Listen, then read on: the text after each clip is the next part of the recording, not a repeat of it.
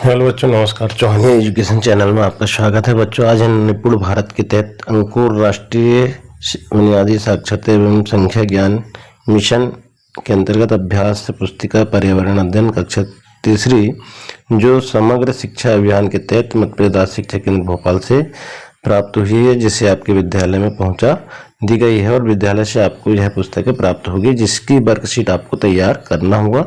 तो हम इसी की कड़ी में देखेंगे सप्ताह 13 दिवस 3 में वर्कशीट क्रमांक 69 पाठ 10 पकाएं खाएं।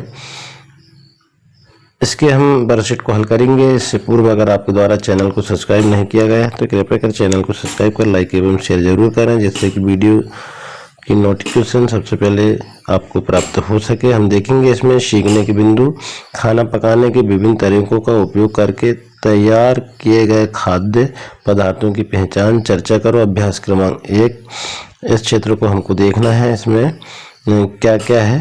तो बैगन, लौकी। अब इसके बाद देखेंगे हम चित्र में देखेंगे तो सारी चीज़ें, शिमला मिर्च, लौकी है, आलू है, टमाटर, प्याज, सेब, बटाना और फूल गोभी, भिंडी। अब यहाँ हम देखेंगे नंबर 1 में इस क्षेत्र में क्या क्या क्या क्या दिख रहा है।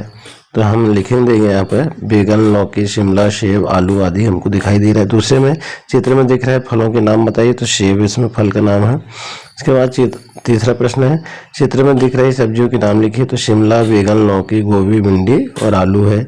इसके बाद देखिए आप, हमें प्रतिदिन अपने भोजन में क्या खाना चाहिए और क्यों। सलाद खाना चाहिए, क्योंकि सलाद खाने से हमारे स्वास्थ्य में अनुकूल प्रभाव पड़ता है। इसके बाद देखेंगे, लिखो अभ्यास क्रमांक 2, दिए गए चित्र में से पकाकर खाने वाली सब्जियों फलों को चौकोर, इस प्रकार के चौकोर में कच्ची खाई जाने वाली सब्जियां फलों को गोले में और कच्ची एवं पकाकर दोनों तरह से खाई जाने वाली फलों सब्जियों को त्रिकोण में छांट करके लिखिए। तो यहाँ पर देखिए आप, यहाँ पर गोल में लिखेंगे हम सेब, गाजर, ककड़ी और मटर। यहाँ चौकोर में देखेंगे करेला, लौकी, आलू और केला।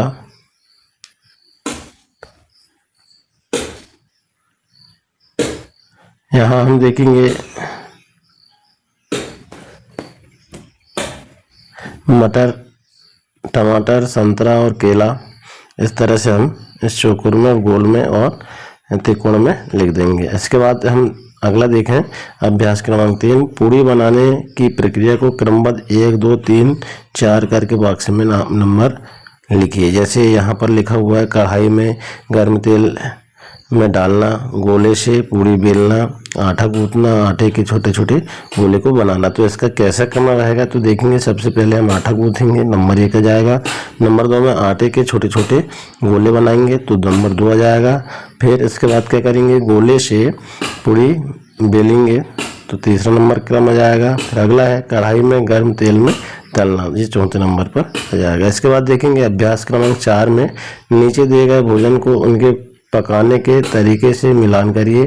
जैसे भोजन पकाने का तरीका, जैसे पूड़ी इसको तलकर, भुट्टा भूनकर, रोटी सेककर, चावल उबालकर और खमण इमली जो है इडली भाप द्वारा बनाई जाती है। तो इस तरह से मिलान कर देंगे। इसके बाद अभ्यास क्रमांक 5 में देखेंगे हम, चित्र में दिए गए खाद्य पदार्थों को आप किस प्रकार पकाकर खाते हैं। जैसे यहाँ पर मक्का सीड कॉर्न का चित्र दिख रहा है और यहाँ पर फली का, तो यहाँ इसको भूनकर खाते हैं, मूंगफली को भूनकर और पकाकर दोनों तरह से खा सकते हैं। इसके बाद देखेंगे हम बच्चों,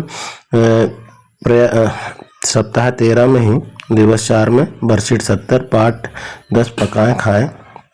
इसमें सीखने के बिंदु है, खाना पकाने के लिए उपयोग किए जाने वाले ईंधन की पहचान करना, पर्यावरण पर ईंधन के प्रभाव के संबंध को जानना, इसमें चर्चा करना है। अभ्यास क्रमांक 1 में, तो गर्मी की छुट्टी के बाद मोनू और गोलू विद्यालय आए।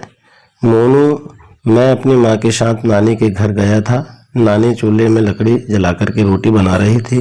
फिर गोलू क्या बोलता है, मेरी बुआ जी ने उपले कंडे में बाटी और बैगन का भरता बनाया था।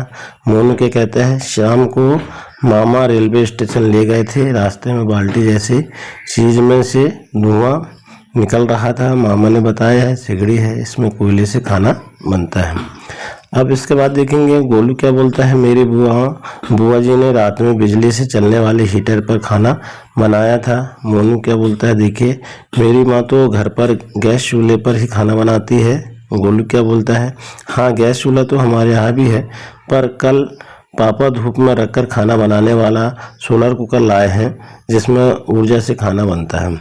फिर मोनू क्या बोलता है, देखिए आप, अरे धूप से भी खाना बनता है, मैंने तो तेल से जलने वाला स्टोव देखा है।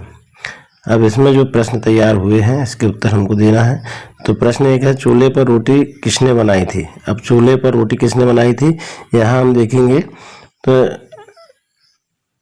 मोनू की माँ ने नानी के घर गया था और नानी चूल्हे में लकड़ी जला करके रोटी बना रही थी, यहाँ पर लिखेंगे नानी ने बनाई थी। इसके बाद में क्या है, गोलू की बुआ जी ने किसमें बाटी और बैगन का भरता बनाया था, तो उपले कंडे को जला करके उसमें बनाया था। सिगड़ी में क्या जल रहा था, तो सिगड़ी में क्या जल रहा था, यहाँ हम देखेंगे तो सिगड़ी में कोयले से खाना बनता है। सिगड़ी में कोयला जल रहा था, सब हम लिख देंगे। हीटर किससे चलता है, तो हीटर बिजली से चलता है। फिर सोलर कुकर में किस ऊर्जा से खाना बनता है, तो सौर ऊर्जा से बनता है, इस तरह से लिख देंगे। पर्यावरण की दृष्टि से सर्वाधिक उपयुक्त ईंधन कौन सा है, तो पर्यावरण की दृष्टि से सर्वाधिक ईंधन जो है यहाँ हम देखेंगे जिसमें धुआं या गैस चूल्हा है या फिर सोलर कुकर है जिसमें सौर ऊर्जा खाना बनता है। तो इस तरह से हम यहाँ पर लिख देंगे। इसके बाद देखिए आप अभ्यास क्रमांक 2, अभ्यास क्रमांक 1 में दिए गए अनुच्छेद में से भोजन पकाने के साधनों के नाम लिखिए, जैसे लकड़ी, गैस चूल्हा, लकड़ी, उपले कंडे, कोयला, हीटर, गैस चूल्हा और सोलर कुकर इससे भोजन पकाने में उपयोग किया जाता है। इसके बाद देखेंगे बनाओ। अभ्यास क्रमांक 3 में वर्ग पहली में ईंधन के नामों पर गोला लगाइए या बनाइए एवं नाम लिखिए। जैसे हम देखेंगे यहाँ पर केरोसिन में हम गोला लगा लेंगे, फिर लकड़ी में लगा लेंगे, गैस में लगा लेंगे, बिजली में लगा लेंगे, कोयला में लगा लेंगे। यहाँ लिख देंगे केरोसिन, बिजली, कोयला, गैस और लकड़ी, इस तरह से हम इसको हल कर देंगे। इसके बाद बच्चों देखेंगे अब अभ्यास क्रमांक 4 में पर्यावरण को हानि पहुंचाने वाले किन्हीं दो ईंधन के नाम लिखे। तो केरोसिन और कोयला ये दोनों जो है पर्यावरण को हानि पहुंचाते हैं, इसलिए हमने इनका नाम लिख दिया। अगला है अभ्यास क्रमांक 5, पर्यावरण को हानि न पहुंचाने वाले दो ईंधन के नाम लिखिए। तो हाइड्रोजन और प्राकृतिक गैस, ये पर्यावरण को हानि नहीं पहुंचाते। तो इस तरह हमारी वर्कशीट 69-70 जो है हल हो जाती है। आशा है आपको यह वीडियो पसंद आया होगा। इसी तरह वर्कशीट 70-71 को हल करने के लिए चैनल में बने रहें। 71-72 को हल करने के लिए चैनल में बन रहे हैं। धन्यवाद।